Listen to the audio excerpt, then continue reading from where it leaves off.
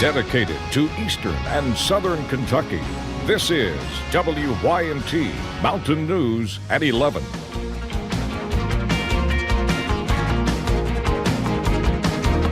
The rivalry turns red. Good evening, I'm Tanner Hesterberg. It was a thriller tonight in the KFC Yum Center as Louisville upset Kentucky 73-70 and ended a four-game losing streak in the battle for the Bluegrass.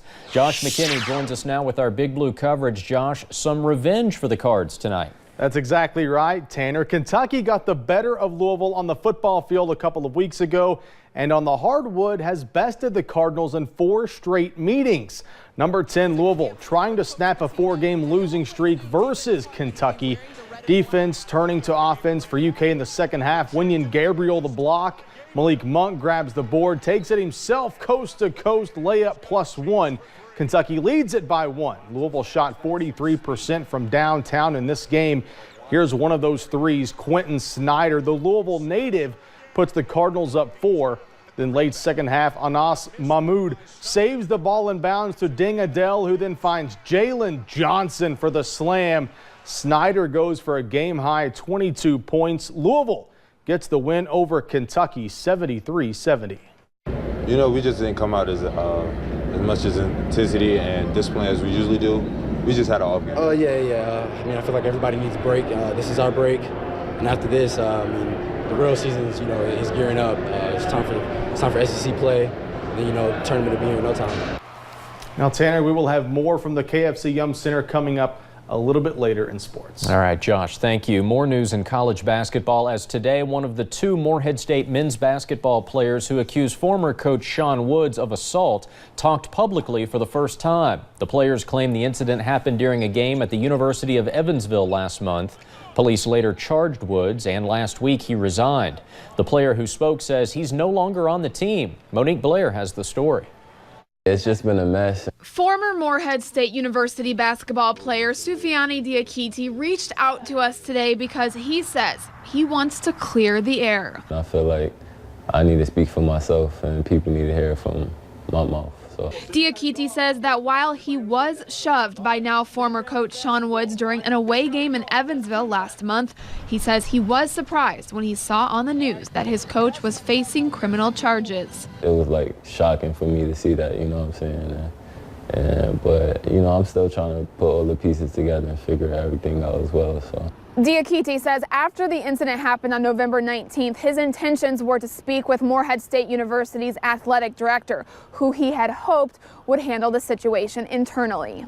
But Diakite says before he could talk to the AD, police approached him and asked what happened the night of the game. He says he told police the coach shoved him, but that he did not want to press charges. I'm actually not pressing charges on my coach. I never intended to press charges on him. Me personally, I don't feel the need that he needs to go to jail for that, for the situation. Diakite told me that off the court, Coach Woods is a great guy and he had a great relationship with him. It's nothing personal, God forgives, I forgive too, But now Diakite says he has decided to leave MSU so he can move forward from this incident and so that he can focus on what he loves. I just want to get back to playing basketball and having fun. Monique Blair, WYMT Mountain News. Sean Woods resigned from his position as head men's basketball coach at Morehead State last week.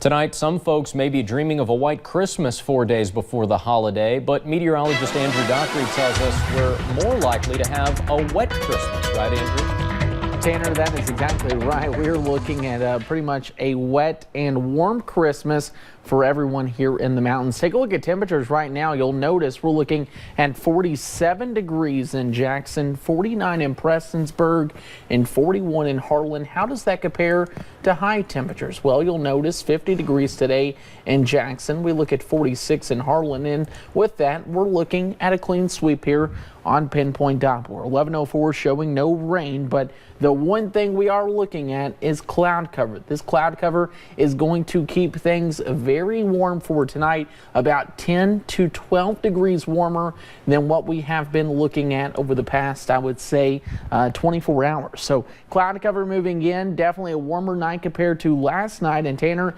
as we head into the start of the holiday weekend, like you said, rain chances going to be the main story. We'll have more details on that a little bit later. Andrew Dockery with a forecast. Andrew, thank you. Today, President-elect Donald Trump focused on national security during meetings at his Florida estate. He and his national security advisor, General Michael Flynn, met for a briefing about the terror attack overseas. Trump attributes the attacks to radical Islamists and says they prove he is right to consider a ban on Muslims entering the U.S.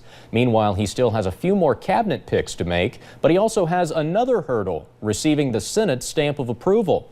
New at 11, WYMT Washington correspondent Kelly Meyer explains how one Republican senator has strong opinions about Trump's choices.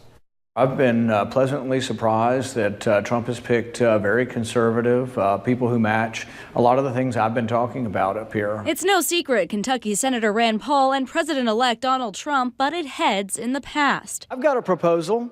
I'm the leading voice in America for not arming the allies of ISIS. But now he says most of Trump's choices are good for his state. Scott Pruitt at the EPA, I think, will recognize that these regulations are hurting states like Kentucky and hurting jobs, and that they're willing to do something about it. Not all the picks have passed Paul's test. The senator is very open about his concern over one position in particular. The Secretary of State position, I think, is important because you want someone at Secretary of State who is a diplomat and who will try to find solutions other than war. I don't know enough about Tillerson yet to make a conclusion, but I'm open-minded. Some on the left call Paul's stance disingenuous. For somebody like Rand Paul, who ran a tough primary against Donald Trump just a couple of months ago and condemned him, to then turn around and try to curry favor with the president-elect. Igor Volsky with the Center for American Progress says other former presidential candidates like Marco Rubio and Lindsey Graham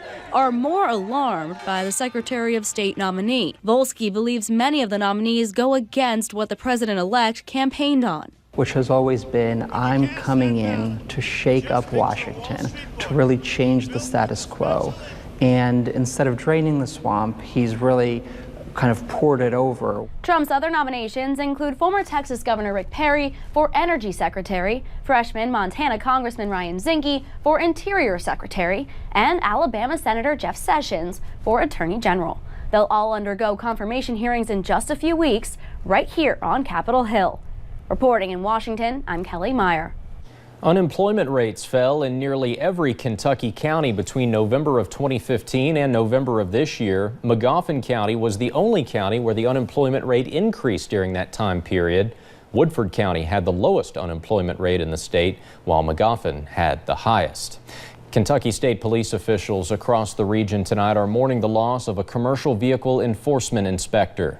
Benita Blanton died this morning in a single vehicle crash along I-64 in Rowan County at mile marker 146 near the Carter County line. One eastbound lane on the interstate was closed for nearly 6 hours, but crews did reopen the road this afternoon. Kentucky State Police hired Blanton as a dispatcher at the Moorhead Post in December 2012. She transferred to CVE as an inspector 3 years later in December 2015. Those who knew Blanton spoke fondly of her personality. She was very easy to get along with, and she made friends very easily. She showed me that there are still good people out there, and you can still hire good people, and you know, just one of the family. Kentucky State Police will continue to investigate the cause of the crash. We have new information tonight about a fatal Pulaski County crash. We've learned a young man from Alaska died in the crash yesterday on the Cumberland Parkway. The coroner says 24-year-old Brandon Perry from Anchorage died yesterday when the pickup he was riding in hit a backhoe traveling the same direction. The deputy coroner says Perry has family in Tennessee. 2 other people went to the hospital. Kentucky State Police need your help finding a man they say robbed a Perry County double quick on Old Highway 80 in Busy. Just before 5 o'clock this morning, troopers say the man walked in, showed a gun, and demanded money. They say he is white with brown eyes, about 5 feet 11 inches tall, and weighs close to 170 pounds. They also say the man wore a green coat, jeans, brown boots, and a black ski mask. He ran away with some cash. Anyone with information can call Kentucky State Police at the number on your screen, 606-435-6069. Pike County Sheriff's deputies say a man used social media to solicit sex from women, and now he faces a prostitution charge. Deputies say Jordan Howell used the alias Matt Kendrick on Facebook and messaged 13 women offering money in exchange for sex. One woman reported the messages to the Pike County Sheriff's Office back in October. Deputies charged Howell with 1 count of prostitution. He went to jail, but police later released him. A Perry County woman is facing DUI and drug charges tonight after crashing her car into a telephone pole. The wreck happened around 3:45 this afternoon next to the Hazard bypass near the old primary care building. No one was injured, but police did arrest the driver of the car, 27-year-old Sherry Goodson. She faces 5 charges tonight, including DUI, tampering with physical evidence, and some drug-related charges. We have loved ones on the roads, and especially during this time of the year where there's so much traffic out there because of Christmas, it's very important to make sure that you do not get behind the wheel of a vehicle, regardless of whether it's alcohol or drugs. Police say Goodson was the only person involved in that crash. They took her to the Kentucky River Regional Jail in Hazard. Coming up on Mountain News at 11, investigators span the globe looking for the man they believe carried out a deadly holiday market attack.